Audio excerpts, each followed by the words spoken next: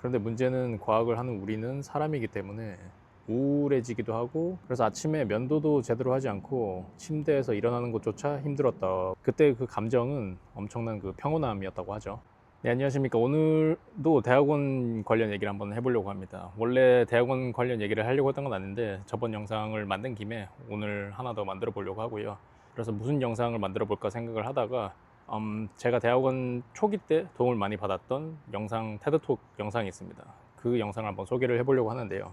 원래 뭘 가지고 영상을 만들까 생각을 하다가 제가 예전에 쓰던 저널을 들춰봤거든요. 거기서 제가 재발견한 영상입니다.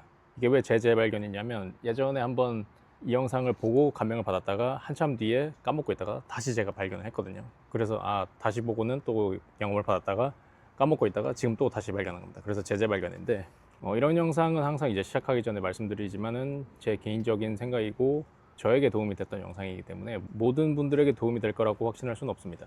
그리고 가장 큰 도움은 지금 바로 가까이에 있는 연구실의 멘토나 지도 교수님이라는 사실을 알아주셨으면 좋겠습니다. 이 테드톡은 유리 앨런이라는 물리학 교수님의 강연인데요.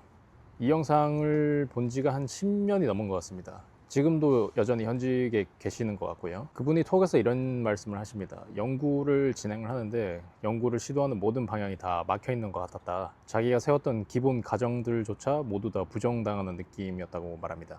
마치 안개 속을 나는 조종사 같았다라고 하십니다.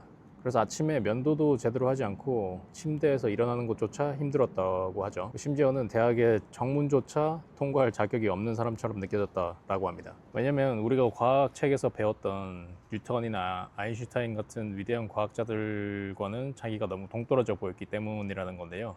보통 우리는 과학에서 결과만 배웁니다. 과정을 생략하는 경우가 많죠. 여러 가지 이유가 있겠지만은 우선적으로는 분량이 그걸 다 커버하려면 너무 많기 때문에 불가능하죠. 그렇게 절망하고 있던 와중에 충분한 도움을 받았고 그 시기를 통과할 수 있었다라고 말씀하십니다. 그때 그 감정은 엄청난 그 평온함이었다고 하죠. 그렇게 두 번째 프로젝트를 시작하셨고 거기서도 똑같은 경험을 했다고 합니다. 다시 막혔고 다시 그걸 뚫어냈죠. 그래서 어쩌면 거기에 패턴이 있는 게 아닌가라는 생각을 했다고 합니다. 그래서 다른 대학원생들한테도 물어봤는데 우리도 정확하게 똑같은 경험을 했어. 단지 아무도 우리에게 얘기를 해주지 않았을 뿐이야 라고 했다고 합니다. 우리는 과학을 어떤 질문과 답 사이의 논리적 단계의 연속처럼 배워왔습니다. 박사 과정을 좀 거치신 분은 이미 아시겠지만은 실제 연구는 그것과는 조금 동떨어져 있습니다. 물론 그런 경우도 간혹 없잖아 있겠습니다만은, 여기서 앨런 교수님은 ABC 그리고 구름이라는 개념을 쓰시는데요. A가 질문이고 B가 답이면은 연구는 A에서 B로 가는 어떤 직접적인 길이라고 생각을 하는 겁니다. 그런데 문제는 과학을 하는 우리는 사람이기 때문에 우울해지기도 하고 이게 전체적으로 잘못됐다라는 느낌을 받기 십상입니다. 그리고 이건 엄청난 스트레스를 만들어내죠. 그리고 이게 연구비라는 현실적인 문제로 다가올 때도 있습니다. 그래서 앨런 교수님은 다른 도식을 만들어냅니다.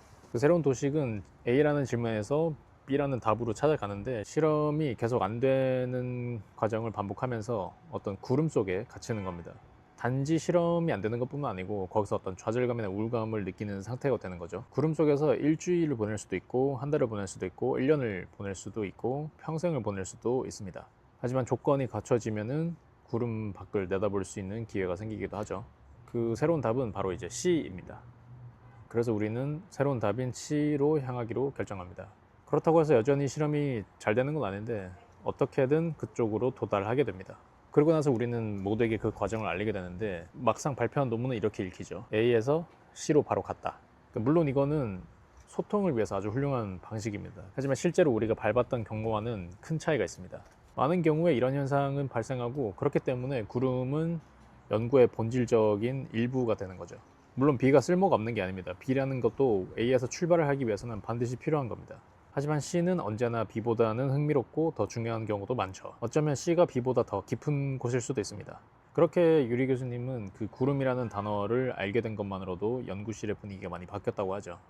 그리고 여기에 덧붙여서 유리 교수님은 어떤 즉흥극에 대한 개인적인 경험을 바탕으로 어떤 실제적인 yes and라는 방법론까지 제시를 하시는데요. 그러니까 연구자들 사이에서의 어떤 소통 방식, 문화를 조금 개선시켜서 창의적인 아이디어가 계속 막히지 않고 나올 수 있도록 하는 연구 환경을 조성을 하자. 그리고 자기 연구실에서는 이렇게 했더니 훨씬 더 창의적인 환경이 만들어졌다 라는 말을 하고 있습니다. 이런 움직임이 과학계 전반적으로 확산이 되기 힘든 이유는 학회 같은 데를 가보시면 아시겠지만은 과학계는 굉장히 권위가 있고 엄숙하고 진지한 곳입니다. 물론 재미있고 대중적인 노력을 하시는 분들도 많이 계시지만은 그 학회라는 어떤 학회의 심장부로 들어가 보면 대다수의 분위기가 그렇다는 걸 다들 알고 계실 겁니다. 연런 교수님도 학회에서 어떤 한 과학자의 강연을 듣고 결심을 했다고 합니다. 왜 우리는 과학을 하는 과정에서 생기는 주관적이고 감정적인 부분에 대해서 얘기를 하지 않는가에 대해서 영감을 받아서 학회에서도 강연을 하기 시작했다고 하죠. 어쨌든 과학은 객관적이고 합리적인 것이기 때문에 그 과정에서 발생하는 주관적이고 감정적인 것들은 비과학적이거나 어떤 과학을 위협하는 것처럼 여겨지게 되기 때문에 우리가 얘기를 잘 하지 않는다는 거죠. 그래서 앨런 교수님은 자신의 특기인 즉흥극과 음악을 이용해서 이 구름을 뚫어냈다고 합니다. 테드톡에서도 즉흥적으로 노래를 하나 하십니다. 이렇게 과학을 하면서 생기는 주관적인 것들, 감정적인 것들에 대해서 공유하면서 우리는 우리와 비슷한 문제를 갖고 있는 다른 과학자들을 만날 수 있고 그 구름을 같이 뚫어낼 수 있는 힘을 얻게 된다라고 말씀을 하십니다.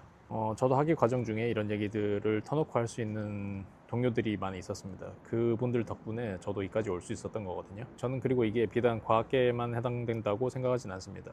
그 당시 과학계가 전부였던 제 삶에서 지금 거기보다 조금 더 넓어진 세상을 경험하고 있는 상태에서 봤을 때 다른 모든 분야에 또 적용될 수 있는 얘기가 아닌가 싶고, 특히나 그 후반부 yes and에 관한 얘기가 저에게는 더 와닿았던 것 같습니다. 여튼 학위를 하고 계시는 모든 분들께 격려의 말씀을 드리고 싶다는 말 전하면서 영상 오늘 여기까지 하겠습니다. 감사합니다.